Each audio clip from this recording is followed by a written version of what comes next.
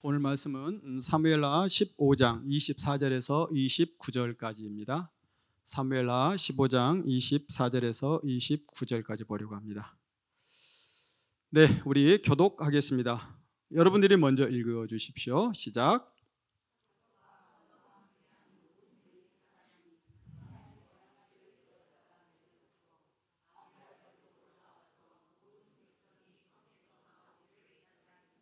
왕이 사독에게 이르되 하나님의 궤를 성으로 도로 메어가라. 만일 내가 여호와 앞에서 은혜를 얻으면 도로 나를 인도하사 내게 그 궤와 그 계신 데를 보이시리라.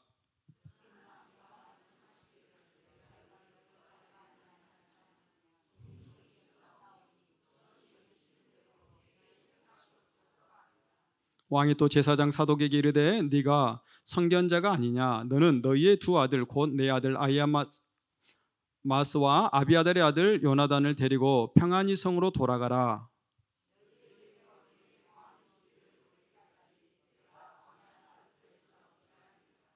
29절 함께 읽겠습니다.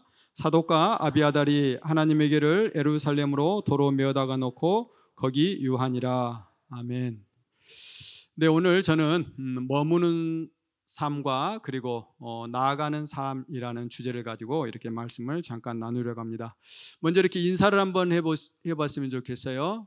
이렇게 지금이 바로 은혜 받을 만한 때입니다라고 인사하시겠습니다. 시작. 네, 그래요. 오늘 지금이 은혜 받을 만한 때입니다. 다시 한번 하겠습니다. 지금이 구원의 때입니다라고 한번 해보시겠습니다. 예, 그래요. 진짜 그리 사시는지 모르겠어요. 늘 우리가 하나님 앞에 있으면 그냥 부족함이 없고 하나님 앞에 있을 때는 그냥 우리 늘 행복하고 입꼬리가 좀 찢어지기도 하고 그래요. 그래요. 뭐 다들 그렇게 사시죠? 네. 저는 이제 지난주에 이렇게 노회에서 수양회를 다녀왔어요. 그런데 저희 노회장님이 토요일 날 저한테 전화를 했어요. 월요일 날 은퇴 목사님 거기 사모님이 얼마 전에 이렇게 뇌출혈로 쓰러지셨는데 신방 가자고 그러시더라고요. 그러면 저한테 그러는 거예요. 어떻게 하면 좋겠냐고 저한테 그러시더라고요. 그래서 제가 어떻게 하면이 뭐예요? 목사님이 어떻게 하자 해갖고 나한테 말씀을 해주셔야지. 나 몰라요. 제가 그랬어요. 굉장히 제가 야물죠. 어쨌든 그러면서 제가 이렇게 가야 돼 말아야 돼. 그분이 이제 월요일 날 가자 그랬으니까 가야 돼 말아야 돼. 이 고민을 제가 이렇게 잠깐 했었어요. 그래서 그런 고민들이 이렇게 살면서 하게 되죠. 여러분들도 이렇게 살면서 신앙생활 하니까 뭐 고민이 없는 거 아니잖아요. 그래, 하나님 이렇게 하라 했으니까 그냥 딱 이대로 이렇게 늘 하고 사시지는 않잖아요. 어떨 때는 내가 이렇게 하는 게 맞는가? 어떨 때는 이거 아닌가 이런 생각할 때 많으시잖아요. 제가 이렇게 저의 그런 모습들을 보면서 그런 생각을 하게 되었어요. 그래, 신앙 성숙이라는 게 무슨 직분으로 되는 거 이제 목사니까 그런 고민 안 하는 것 아니더라고요. 저는 여전히 그런 고민하더라고요. 그런다고 또 우리가 신앙생활 오래 했다고 그런 고민 안 하는 것도 아닐 겁니다. 그런데 우리가 신앙에 열심이 없어서 또 그런 고민을 또 하는 것은 아닐 것 같아요. 열심히 있어도 그런 고민, 아니 어쩌면 더 치열하게 고민할 수도 있겠다, 그런 생각이 들어요. 어쨌든 우리는 이렇게 신앙생활하면서 여러 고민과 여러 갈등들을 경험하게 됩니다. 그때 이제 우리의 신앙의 진면목이 드러나는 것이죠. 오늘 저는 이 말씀을 통해서 우리의 신앙의 진면목을 이렇게 한번 점검해 봤으면 좋겠습니다.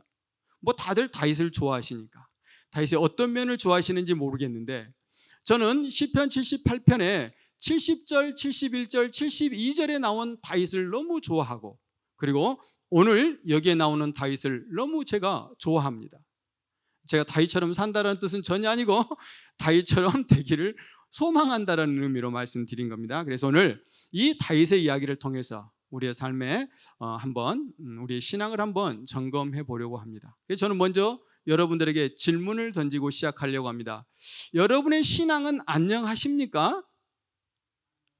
아멘. 네, 할렐루야. 예, 다른 분들은 안 아멘. 네, 놀렐루야. 예, 그래요. 한 분만 우리 송정신 권사님만 아멘. 나머지는 다 놀렐루야. 노 아멘. 그래요? 예, 대답은 안 하셨지만 근데 어쩌면 또 우리 안에 그런 또 확신이 없어서 그럴 수도 있겠죠. 우리는 그렇게 신앙에 어떨 때는 우리가 내 신앙은 이대로 괜찮은가라는 그런 질문을 할 때가 사실 있잖아요. 또 한번 질문해 보겠습니다. 여러분은 여러분의 삶에 열정이 있으십니까? 그래, 열정이 있으시네. 예, 그래요. 오늘은 특별히 이렇게 교역자분들이 나오셨으니까 여러분들은 사역에 열정이 있으십니까? 엄마 대답을 안 하시네. 큰일 났네. 네, 그래요. 오늘 말씀을 통해서 한번 우리의 신앙의 모습들을 한번 발견하고 또 다윗을 통해서 하나님은 우리에게 무엇을 교훈하시는지를 한번 살펴보려고 합니다. 오늘 이야기는 그렇잖아요. 다윗이 지금 압살롬의 반역에 지금 피신하는 길이잖아요. 이 다윗 생각해 보세요. 기가 막히고 코가 막혀 지금 말이 안 나오는 상황이잖아요. 적군이 쳐들어와가지고 왕궁을 뺏긴 것도 아닙니다. 그런다고 평상시에 말 되게 안 듣고 저거 언젠가 좀 나 뒤통수 칠 것 같아 하는 그런 신하가 반역한 것도 아니에요. 그런다고 자기가 엄청 미워하는 아들이 반역한 것도 아니에요. 어찌 보면 압살롬 참 미련한 것 같아요. 가만히 있으면 왕이 계승 서열로 1위예요. 어찌 보면 다윗 입장에서는 진짜 기가 막히잖아요. 자기가 사랑하는 아들의 반역으로 모반으로 지금 그 왕궁을 버리고 피난해야 되잖아요. 그런데 다윗이 시편에서 노래하는 것처럼 다윗의 신하들이 그리고 다윗의 친구들이 지금 많이 압살롬 편에 지금 섰잖아요. 그런 상황에 지금 압살롬이 지금 그런 반역을 일으켰고 다윗은 급히 지금 피난길에 올랐습니다. 그런데 오늘 말씀을 보니까 그렇잖아요. 사독이 나옵니다. 그리고 아비아달이 나오잖아요. 이 둘이 예루살렘 궁에 있는 하나님의 법궤를 메고 지금 다윗을 따라오는 것이죠. 그런데 우리가 오늘 말씀을 통해서 본 것처럼 다윗은 그 법궤를 다시 예루살렘 성으로 가지고 가라고 다시 메고 가라고 말하는 것이죠. 이게 굉장히 어려운 일이죠. 우리는 이미 다 알고 계세요. 사무엘상 4장에 나오는 이야기, 제가 이렇게 오늘 한번 4장 1절에서 5절까지만 한번 읽어보려고 그래요. 한번 띄워주실래요? 우리 1절부터 5절까지 우리 교독해 보겠습니다. 여러분이 먼저 읽어주시겠습니까? 시작.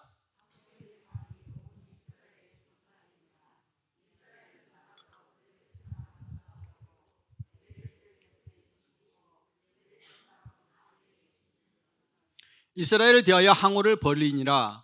그들이 싸우다가 이스라엘이 블레셋 사람 앞에서 패하여 그들에게 전쟁에서 죽임을 당한 군사가 4,000명 가량이라.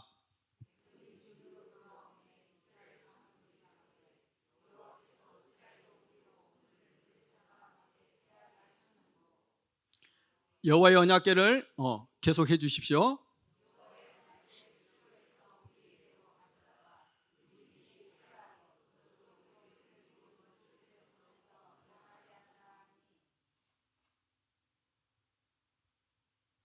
사절이 안 나오네.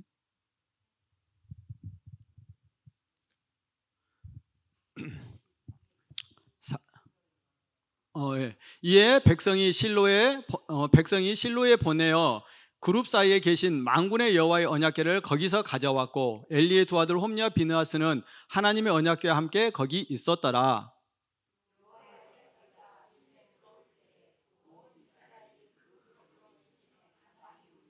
예, 아멘. 예, 이후에 이제 우리는 이야기는 다 알고 있잖아요. 결국은 전쟁에서 지고 그리고 블레셋에게 이 법궤를 뺏기고 처음에는 지금 몇 명 죽었어요? 4,000명 죽었고 놀래가지고 법궤를 가져와서 이제 한번 이겨보리라. 하나님이 함께하면 우리가 승리할 거야라고 법궤를 가져왔어요. 그런데 졌어요. 그래갖고 엄청 많이 죽었어요. 이번에는 3만 명이 죽었다고 그래요.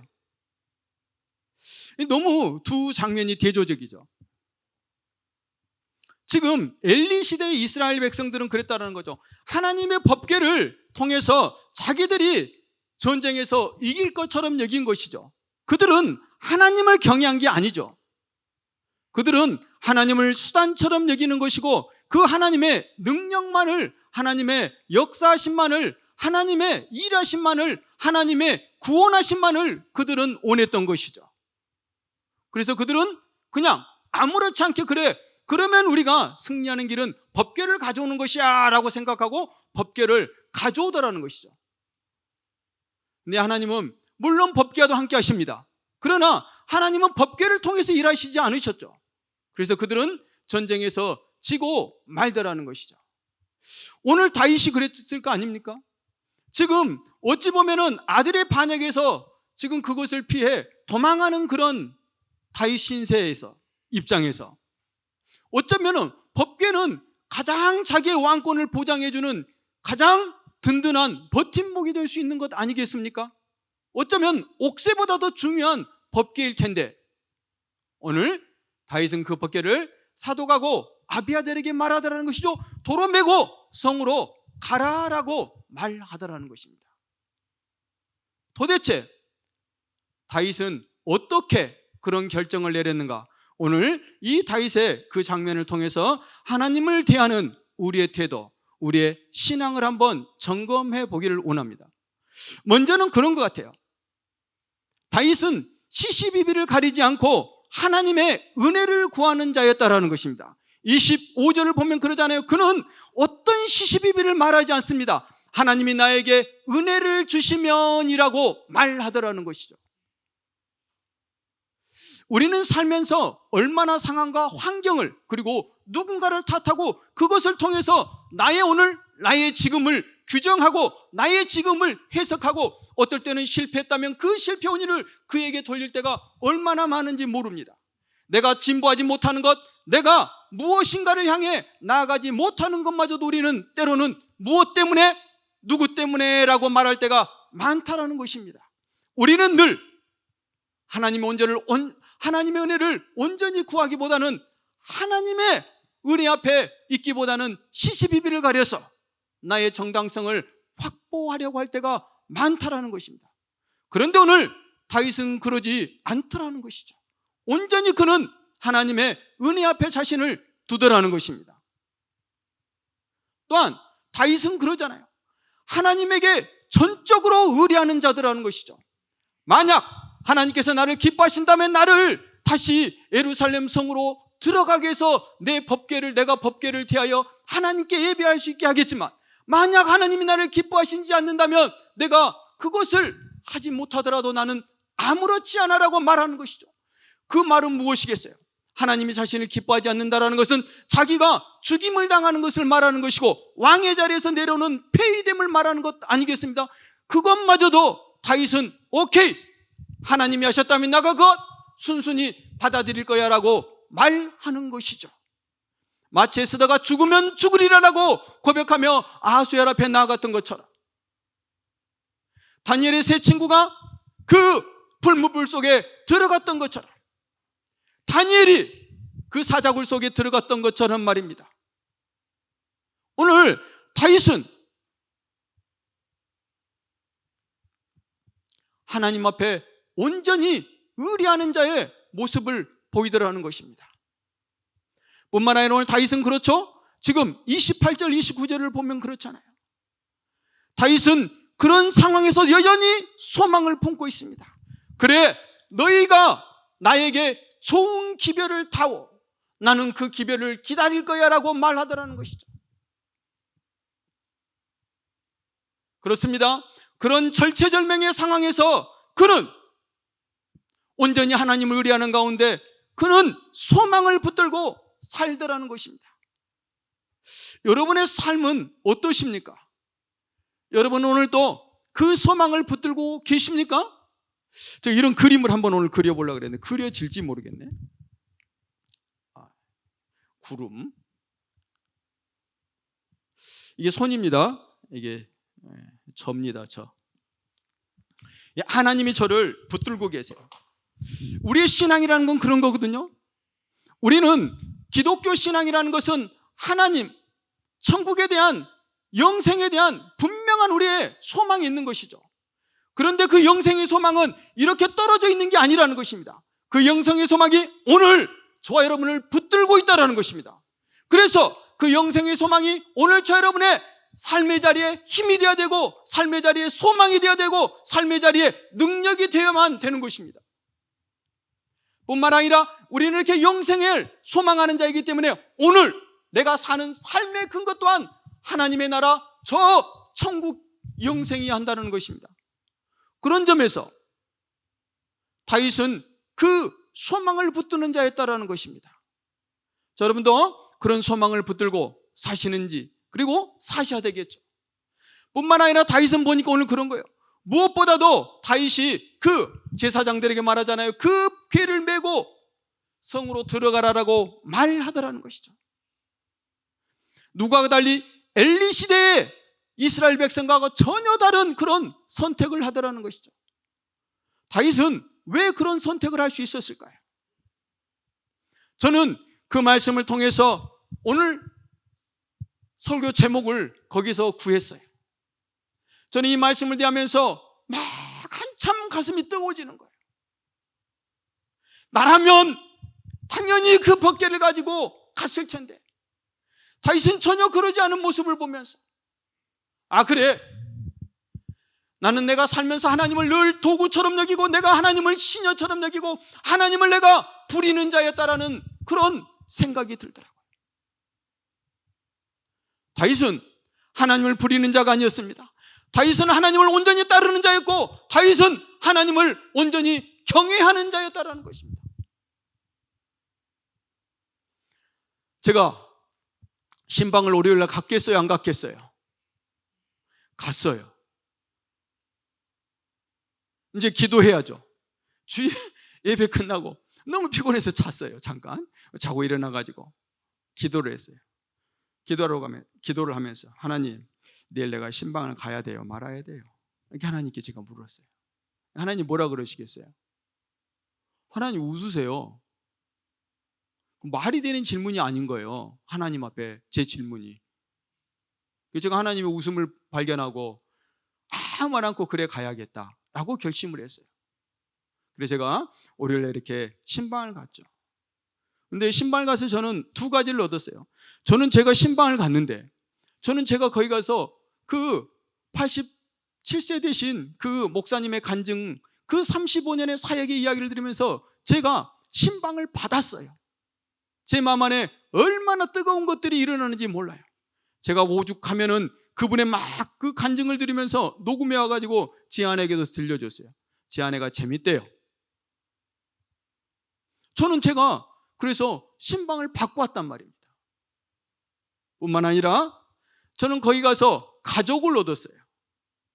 저희 노예에 계시다가 다른 노예로 옮기신 목사님이 계시는데 그분을 만나러 갔어요. 그래서 제가 이제 그분이 대접해줘서 식사를 한 끼 먹고 제가 와서 이제 사진도 보내드리고 문자를 보냈죠. 너무너무 융숭한데 고맙고 감사하다라고 사랑한다라고 이렇게 보냈더니 뭔 가족인데 라고 저한테 답을 하셨더라고요.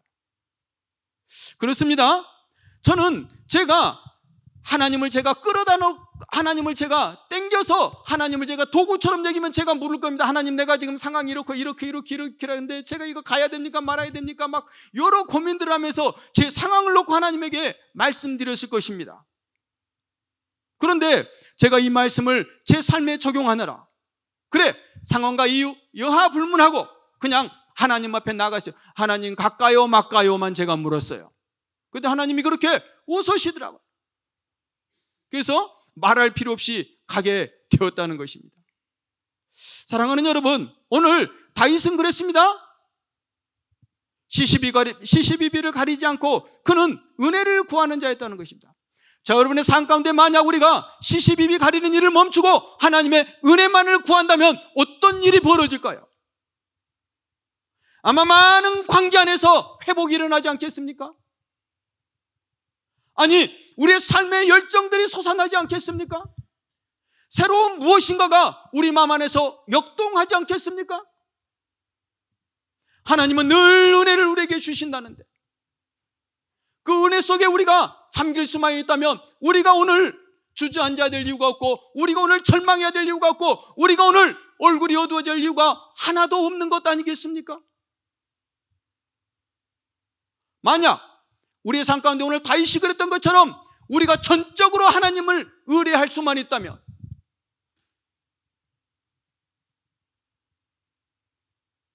우리의 삶은 하나님 앞에 오병이어처럼 드려지는 삶이 되지 않겠습니까?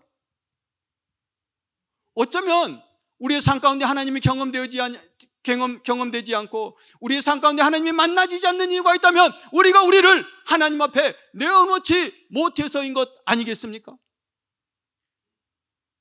만약 우리의 삶 가운데 오늘 다윗이 그랬던 것처럼 하나님만을 소망하며 산다면 지금이 가장 은혜 받을 만한 때이며 지금이 가장 구원의 때이라는 것을 우리가 삶 가운데 고백한다면, 그래서 그 하나님 앞에만 온전히 소망을 두게 된다면 우리의 삶의 목적과 방향이 전적으로 새로워지는 그런 은혜가 있지 않겠습니까? 만약 오늘 다윗이 그랬던 것처럼 우리가 하나님을 따르는 자의 삶을 살게 된다면 하나님은 우리의 전부가 되어주시지 않겠습니까? 그때 우리는 하나님의 일하심을 우리의 삶 가운데 경험하게 될 것이고 그 하나님의 일하심이 우리의 삶을 통해서 간증으로 나타나는 은혜가 있지 않겠습니까? 우리는 그런데 말입니다, 하나님을 따르기보다는 하나님을 불의할 때가 너무 많다라는 것입니다. 우리의 삶을 하나님 앞에 던지기보다는 하나님의 무엇을 끌어오는 그런 삶을 살 때가 많다라는 것입니다. 아니, 저도 그랬어요.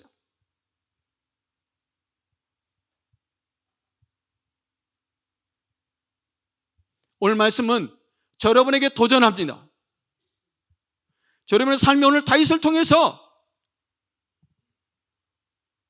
하나님이 우리에게 말씀하시는 것입니다. 너 한번 은혜를 구하며 살아보지 않겠니라고 저 여러분에게 도전하시는 것입니다. 하나님은 저 여러분에게 도전하시는 것입니다. 그래, 나만 한번 의뢰해보지 않겠니라고 저 여러분에게 도전하신다라는 것입니다. 의뢰라는 것은 그런 것입니다. 기댄다라는 뜻입니다. 나 혼자 설 수 없어요라는 것을 의뢰한다라고 말하는 것입니다.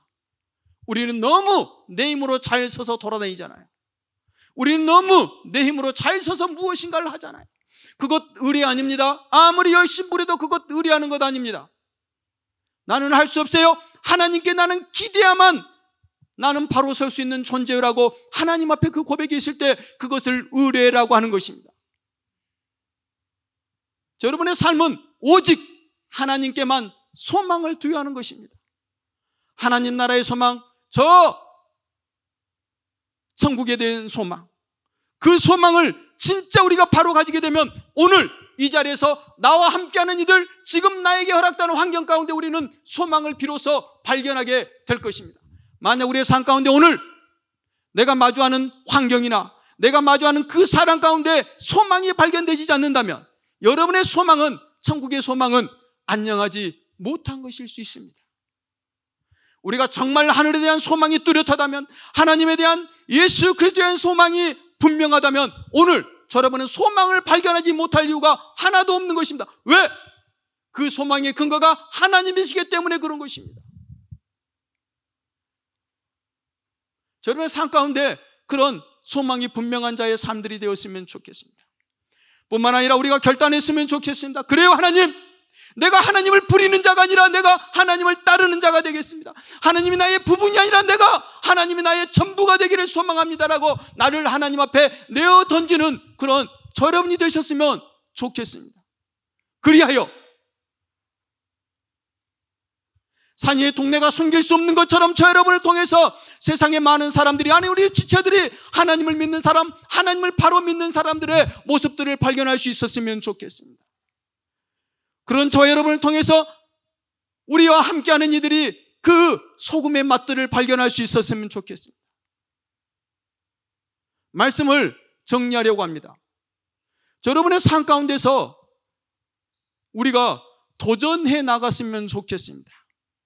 오늘 다윗이 우리에게 말씀을 통해서 들려준 것처럼 그 하나님의 은혜를 구하는 자들의 삶이 되었으면 좋겠고, 그리고 하나님 앞에 전적으로 의뢰할 수 있는 저 여러분이 되셨으면 좋겠습니다. 뿐만 아니라 하나님께만 소망을 두며 그 하나님을 따라가는 자의 삶, 하나님을 붙잡는 자의 삶, 하나님의 진정한 자녀가 되어 백성이 되어 하나님을 구하는 자의 삶이 되었으면 좋겠습니다. 그때 사도 바울에게 역사하셨던 그 하나님의 역사가 저 여러분 가운데 나타날 것입니다. 사도 바울, 하나님을 모르는 그자, 그가 처음 하나님을 만날 때 사도행전 9장 3절은 그렇게 말해요. 그가 호련히 빛을 만났다라고 말합니다.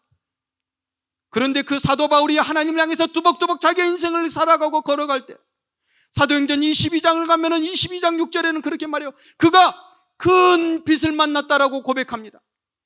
그 고백이 거기서 끝나는 것이 아니라 26장 13절 가면은 해보다 더 밝은 빛으로 하나님의 빛이 증거된다라는 것입니다. 하나님은 저 여러분에게 소망을 갖고 계십니다. 하나님이 저 여러분에게 해보다 더 밝은 빛으로 하나님을 우리가 발견하기를 소망하고 계신다라는 것입니다. 우리가 그 하나님, 그 해보다 더 밝은 그 하나님을 만나기 위해서 오늘 다윗을 통해서 우리에게 하나님께서 들려주신 것처럼 하나님 앞에 한번 하나님을 진정으로 제대로 한번 따라가는 자의 삶이 되었으면 참 좋겠습니다.